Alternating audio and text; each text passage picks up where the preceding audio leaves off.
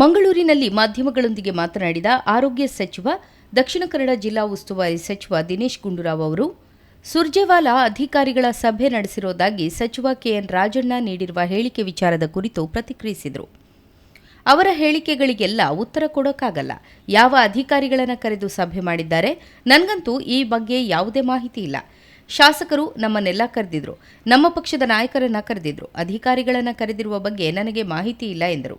ಸಚಿವ ಕೆಎನ್ ರಾಜಣ್ಣ ಅವರ ಸೆಪ್ಟೆಂಬರ್ ಕ್ರಾಂತಿ ಹೇಳಿಕೆ ಕುರಿತಾಗಿ ಪ್ರತಿಕ್ರಿಯಿಸಿದ ಗುಂಡೂರಾವ್, ಸಚಿವ ರಾಜಣ್ಣ ಅವರೇ ಇದಕ್ಕೆ ಉತ್ತರ ಕೊಡಬೇಕು. ಇದಕ್ಕೆಲ್ಲ ನಾವು ಉತ್ತರ ಕೊಡೋಕ್ಕಾಗಲ್ಲ.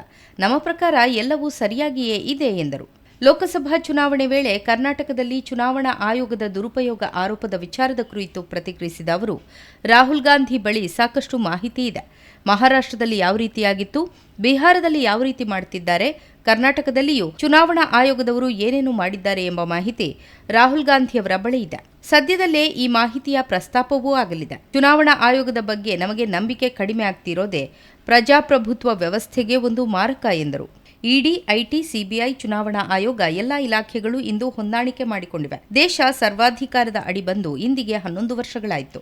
ವಿರೋಧ ಪಕ್ಷಗಳನ್ನು ಮುಗಿಸಬೇಕು, ಯಾರೂ ಧ್ವನಿ ಎತ್ತಬಾರದು, ಆ ರೀತಿ ಮಾಡುತ್ತಿದ್ದಾರೆ ಎಂದು ದಿನೇಶ್ ಗುಂಡೂರಾವ್ ಕಿಡಿಕಾರಿದ್ರು. ಎಲ್ಲ ಕಡೆ ಎಲ್ಲೊಂದು ಕಡೆ ಇದು ಬಹಳ ಕಾಂಪ್ರಮೈಸ್ ಆಗ್ಬಿಟ್ಟಿದ್ದಾರೆ ಅಂತ ಅನ್ನಿಸ್ತಾ ಇರ್ತಕ್ಕಂಥದ್ದು. ಅದು ನಿಜವಾಗ್ಲೂ ಬಹಳ ನಮಗೆ ಒಂದು ಗಂಡಾಂತರ ಅಂತಲೇ ಹೇಳಬೇಕು. ಕೇಂದ್ರ ಸರ್ಕಾರ ಇವತ್ತು ನೋಡಿ, ಸುಪ್ರೀಂ ಕೋರ್ಟ್ ಮೊನ್ನೆ ಇಡಿ ಅವ್ರಿಗೆ ಏನು ಹೇಳಿದ್ರು? ಇದಕ್ಕಿಂತ ಉದಾಹರಣೆ ಏನು ಬೇಕು ನಮ್ಮ ದೇಶದಲ್ಲಿ? ಇಡಿ, ಐಟಿ, ಸಿಬಿಐ, ಎಲೆಕ್ಷನ್ ಕಮಿಷನ್ ಎಲ್ಲ ಒಂದು ಡಿಪಾರ್ಟ್ಮೆಂಟ್ಸ್ ಇವತ್ತು ಕಾಂಪ್ರಮೈಸ್ ಆಗಿಬಿಟ್ಟಿದೆ. ಅದಕ್ಕೋಸ್ಕರ ಇದು ದೇಶದ ಒಂದು ಸರ್ವಾಧಿಕಾರಿ ಅಡಿಯಲ್ಲಿ ಇವತ್ತಿನ ದಿವಸ 11 ವರ್ಷ ಆಗೋಯ್ತು. ಇದು ಸ್ಪಷ್ಟವಾದಂಥ ವಿಷಯ. ವಿರೋಧ ಪಕ್ಷಗಳನ್ನೆಲ್ಲ ಮುಗಿಸ್ಬೇಕು, ಯಾರೂ ಧ್ವನಿ ಎತ್ತಬಾರ್ದು, ಆ ಥರ ಮಾಡ್ತಾ ಇದ್ದಾರೆ.